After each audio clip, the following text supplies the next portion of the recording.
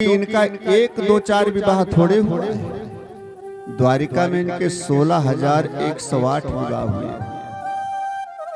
एक विवाह का वर्णन तो सुनेंगे अभी, रुक्मिणी कृष्ण का सूक्ष्म रीति से, और बाकी 16,107 विवाह का वर्णन कल की कथा में आप सब लोग सुनेंगे। हाँ। और कल तो कथा का समापन है। कल समापन दिवस की कथा बड़ा मेन पॉइंट होती है। एक बात बताएं, बीच में कथा छूट गई हो या किसी कारण से हम बिल्कुल कथा न सुन पाए हों, अंतिम दिन की कथा अगर पूर्ण रूपेण कथा सुन ली जाए पूर्ण भाव से, तो 7 दिन की कथा का लाभ मिल जाता है। केवल एक दिन की कथा सुनने से 7 दिन की कथा का लाभ मिलता है, क्योंकि कल की कथा तो पूर्ण भागवत का सार होगी। इसलिए कल की कथा बड़ा मेन पॉइंट है। कल की कथा बिल्कुल मिस न करें। जैसे प्रारंभ हो तुरंत आ जाएं और शुरू से लेकर के विश्राम तक 4 बजे से 7 बजे तक बिल्कुल बैठ करके सब लोग भाव से कल की कथा सुने, तो संपूर्ण 7 दिन की कथा का लाभ अवश्य मिलेगा। एक बार जोर से जयकारा लगाएं, बोलिए कृष्ण कन्हैया लाल की। रुक्मिणी जी के साथ भगवान कन्हैया का विवाह कैसे हुआ, आए जल्दी जल्दी में सुन लें थोड़ा, क्योंकि धीरे धीरे कथा समापन की ओर भी बढ़ रही है। समय तो रुकता नहीं है, समय तो जल्दी भागता है अपनी गति से। समय के बंधन में हम आप हैं, लेकिन समय हमारे तुम्हारे बंधन में थोड़े हैं। इसलिए समय का इंतजार हम आप लोग करते हैं। समय आता है चला जाता है। आज धीरे धीरे 6 दिन हो गए कथा के। कल विश्राम दिवस है, परसों हवन होगा। धीरे धीरे समय बीतता रहता है। इसलिए सुंदर समय जो संयोग बने तो उसका सदुपयोग अवश्य करना चाहिए। अब केवल 2 ही दिन का समय, 1 दिन का समय बचा है, कल और कल का। इसलिए कल का समय पूर्ण सदुपयोग आप लोग करें। काम तो पूरी जिंदगी करना है। इसलिए कल 4 बजे से बिल्कुल करेक्ट समय से आकर के सभी लोग, वैसे देर में भी आते हैं, कुछ लोग अभी अभी आएंगे थोड़ी देर में, और कुछ लोग आरती के टाइम तक आएंगे। इसलिए कल की कथा आप सब लोग पूरी सुनने का प्रयास करें, क्योंकि कल की बड़ा मेन पॉइंट कथा है। बोलिए सच्चिदानंद भगवान की।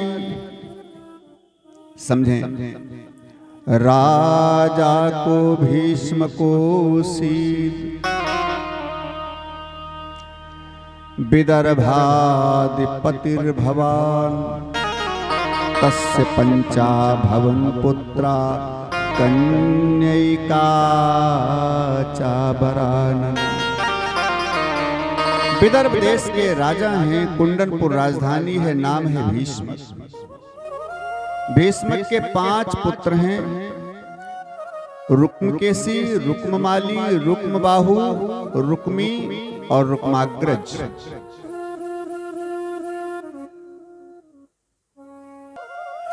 तो समझें 5 पुत्र हैं और एक कन्या है भीष्म की। कन्या का नाम है रुक्मिणी।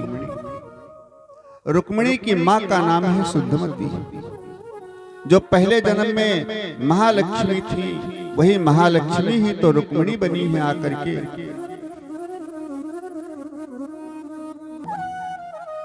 तो जो महालक्ष्मी है वही तो रुक्मिणी बनी। रुक्मिणी की मां का नाम है शुद्धमती। मैंने कई बार बताया, जैसे नाम है वैसे गुण। जिसकी मति शुद्ध होती है उसी के यहाँ महालक्ष्मी आती है, क्योंकि लक्ष्मी जी के 3 रूप हैं। ध्यान देना भी भाव से। लक्ष्मी जी के 3 रूप हैं, लक्ष्मी, अलक्ष्मी और महालक्ष्मी। अलक्ष्मी उसको कहते हैं जो केवल अनीति के द्वारा ही धन कमाया जाए, जो पाप के द्वारा, अधर्म के द्वारा ही केवल धन कमाया जाए, उसको अलक्ष्मी बोलते हैं। ये आती तो बहुत जल्दी है। बेईमानी का पैसा, दलाली का पैसा है, हराम का पैसा बहुत जल्दी आता है। जल्दी लखपति, करोड़पति, अरबपति, खरबपति, सबपति बन जाता है। लेकिन जितनी जल्दी ये धन आता है उतनी ही जल्दी नष्ट भी हो जाता है। हाँ, ज्यादा से ज्यादा एक पीढ़ी चलता है बस। और दूसरा रूप है लक्ष्मी। लक्ष्मी उसको कहते हैं जिसमें नीति और अनीति दोनों तरीके का पैसा इकट्ठा किया गया हो। धर्म अधर्म पाप और पुण्य दोनों तरीके से जो धन कमाया गया हो उसको लक्ष्मी का स्वरूप कहते हैं। ये भी ज्यादा दिन टिकती नहीं है, लेकिन हाँ 2 4 5 पीढ़ी तक चलती है, फिर नष्ट हो जाती है। और तीसरा रूप है महालक्ष्मी। महालक्ष्मी उसे कहते हैं जो केवल धर्म के द्वारा ही धन कमाया गया हो, नीति के द्वारा ही धन कमाया गया हो, जो पूर्ण कर्म के द्वारा ही धर्म के द्वारा ही धन कमाया गया हो, उसको महालक्ष्मी का स्वरूप कहते हैं। ये आती तो धीरे धीरे, जल्दी व्यक्ति करोड़पति अरबपति नहीं बनता है, धीरे धीरे बनता है, धीरे धीरे उत्थान होता है। लेकिन जैसे धीरे धीरे महालक्ष्मी आती है वैसे टिकती भी बहुत दिन तक है, क्योंकि धर्म से पैसा आप ज्यादा नहीं कमा सकते, उतना ही कमाएंगे जितना जायज है। और बेईमानी के द्वारा तो तुरंत बन गए करोड़पति, देर नहीं लगती। इसलिए धर्म का पैसा आता तो धीरे धीरे है, बहुत जल्दी व्यक्ति बड़ा आदमी नहीं बनता है, लेकिन वो धन टिकता बहुत दिन तक है। कहते हैं सैकड़ों पीढ़ियों तक वो धन टिका रहता है, कभी नष्ट नहीं होता, कभी खत्म नहीं होता, सारी पीढ़ियां आनंद करती हैं। लेकिन धर्म का पैसा उन्हीं के यहाँ आता है जिनकी मति शुद्ध होती है, जिनकी बुद्धि शुद्ध होती है। इसीलिए तो सुखदेव जी संकेत कर रहे हैं, रुक्मिणी जी की माँ का नाम है शुद्धमती। जिसकी मति शुद्ध होती है, बुद्धि शुद्ध होती है, उसी के यहाँ महालक्ष्मी आती है रुक्मिणी के रूप। और जब महालक्ष्मी आए तो हमेशा मन के अंदर भाव रखो, हम तो भगवान कन्हैया के साथ में इनका वर्ण करें। बेटी का विवाह योग्य वर के साथ करना चाहिए। लक्ष्मी को पत्नी नहीं, लक्ष्मी पति मत बनो।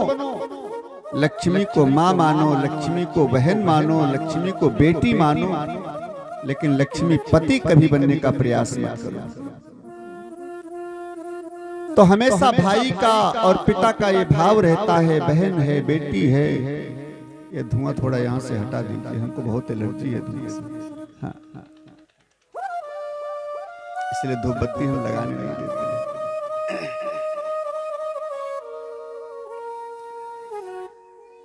बोलने में दिक्कत होने उधर रख दीजिए, बाहर यहाँ से भी धुआं आएगा उड़ करके यहाँ तक। नीचे रख दीजिए, नीचे रख दीजिए। बोलिए सद्गुरुदेव भगवान की जय। तो कहते हैं महालक्ष्मी अगर बहन बेटी के रूप में हम मान रहे हैं, स्वीकार कर रहे हैं, तो इनका विवाह तो हमेशा नारायण के ही साथ करना चाहिए, हमेशा नारायण के साथ वर्ण करना चाहिए। भगवान ने धन दिया है तो वेश्यालय में मत खर्चा करो, शराब की भट्टी पर मत खर्चा करो, जुए खाने में मत खर्चा करो।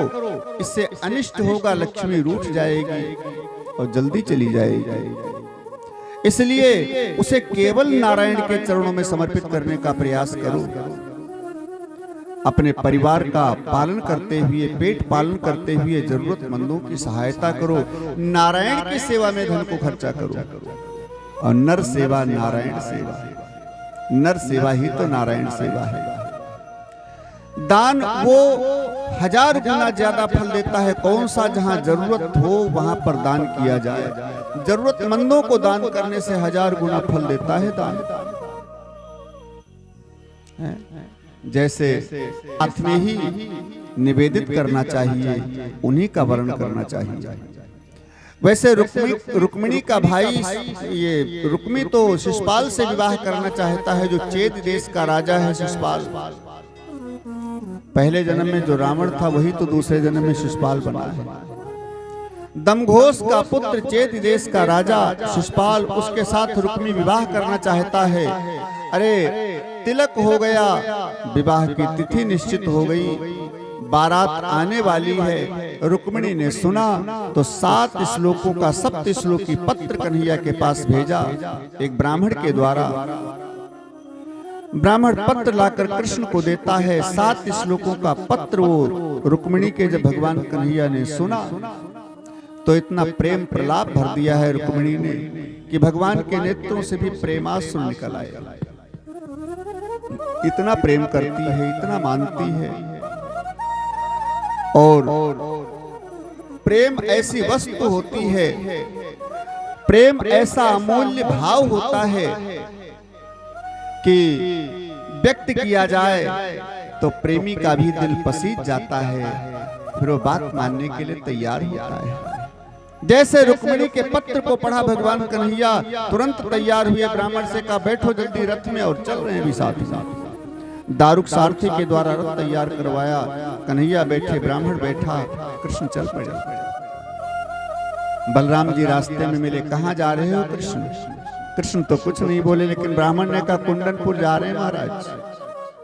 और जैसे कुंडनपुर का नाम सुना कन्हैया, ये बलराम जी मुस्कुराए। ओहो, मैं समझ गया, मेरा कृष्ण तो बड़ा हो गया, विवाह के योग्य हो गया। जाओ कृष्ण, रुक्मिणी तुम्हारे योग्य है।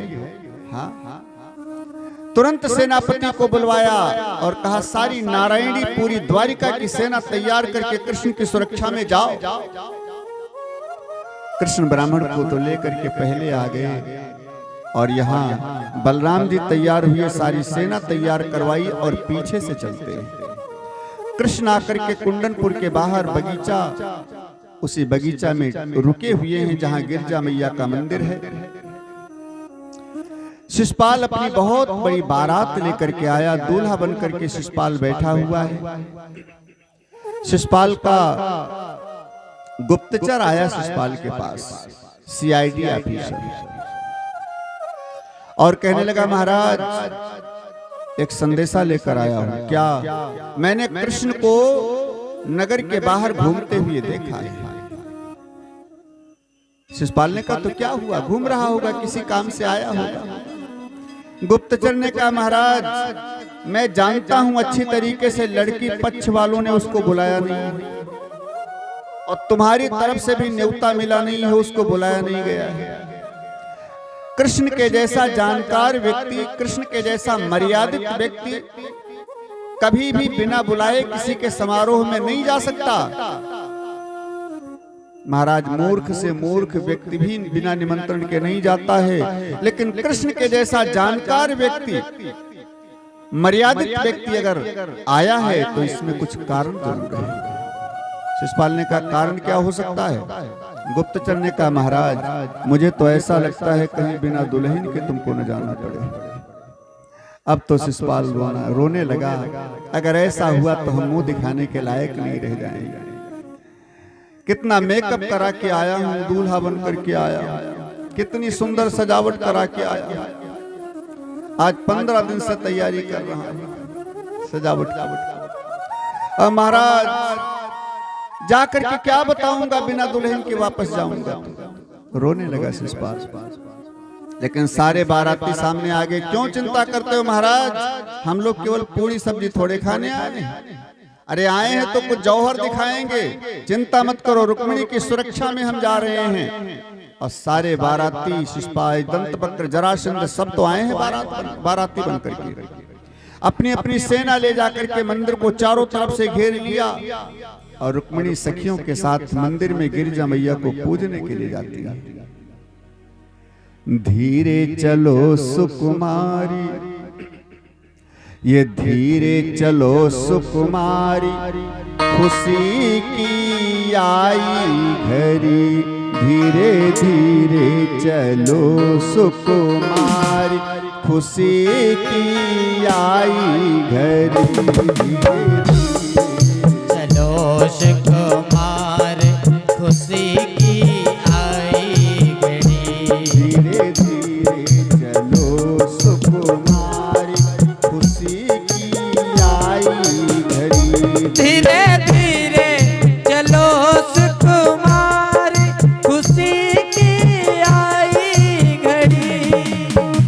घर घर मंगल कलश सजे हैं, सजे हैं। बंधन बारे द्वार बंधे हैं। बंधन बारे द्वार बंधे हैं। मंगल गायन करी खुशी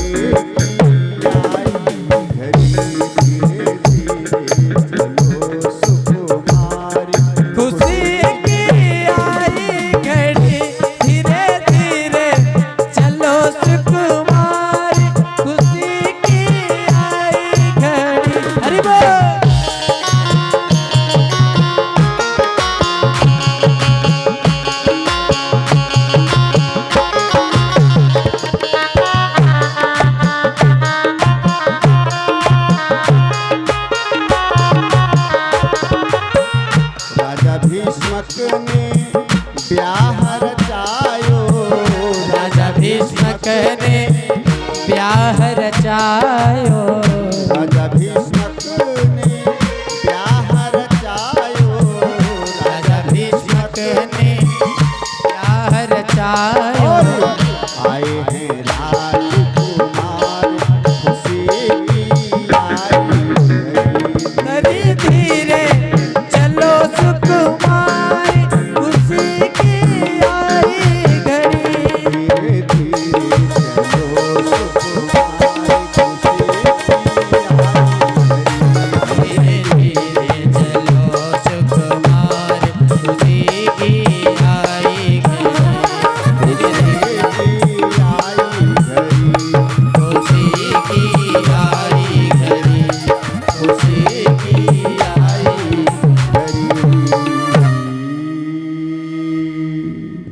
बोलिए गिरिजा मैया की। पूजन कीन्ह अधिक अनुरागा और निज अनुरूप सुघर बर मांगा। भाव से पूजन किया माता रुक्मिणी ने और निज अनुरूप सुघर बर मांगा।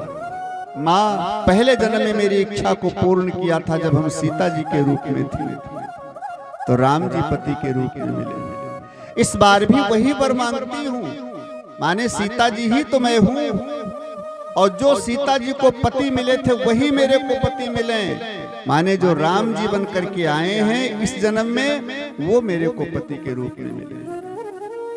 अपने अनुरूप वर मांगा, माता जी की कृपा हुई, माता जी का आशीर्वाद मिला।